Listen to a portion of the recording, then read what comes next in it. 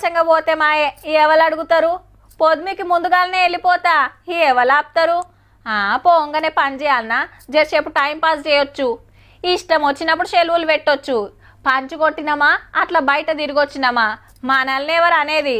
ఇగో గిట్లనే ఫీల్ అవుతారు కావచ్చు కొందరు గవర్నమెంట్ జాబులు చేసేటోళ్ళు. పని చేసినా చేయకున్నా వాళ్ళ జీతం వాళ్ళకు వస్తుంది, కానీ అన్నిసార్లు అట్లా ఉండదుల్లో. వరెవ్వా ఫ్యాన్ కింద పరాకతిగా కూసోని ఫోన్ లో బిజీగా ఉన్నాడు సారు. ఇటు చూడుండ్రి ఎంత లైన్ ఉందో. అరే ఎంతసేపు మాట్లాడతావయ్యా? టికెట్ ఇయ్యమని అడిగితే హలో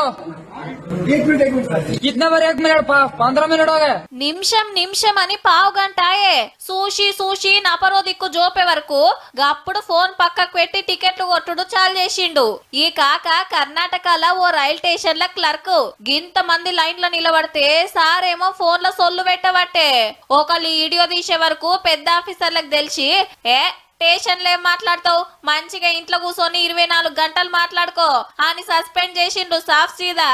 ఇటు చూడుండ్రి ఉత్తరప్రదేశ్ సర్కార్ దవాఖాన్ల ఉత్తమ డాక్టరు సల్లగా ఏసీ కింద బజ్జున్నారు డ్యూటీ అల్లా. టక్కర్ల దెబ్బలు దాకిన పేషెంట్ పక్కకే ఉన్నా నిద్ర లేపినా లేవలేదట. ఆలస్యం అయ్యే వరకు పేషెంట్ పానమే పోయింది. పెద్ద డాక్టర్ కు తెలిసి ఇంటికాడ బజ్జోమని సస్పెండ్ చేసిండు. ఏమున్నారో ఏమో వేలకు వేలు జీతాలు తీసుకుంటా ఫోన్ల పొద్దెల్ల తీసుడు పరాకతిగా వండుకున్నాడు. గీసంటోళ్ళని సస్పెండ్ కాదు మొత్తానికి మొత్తం కొలువులకెళ్ళి వీకేస్తే మళ్ళొకలు గిట్ల చెయ్యరు.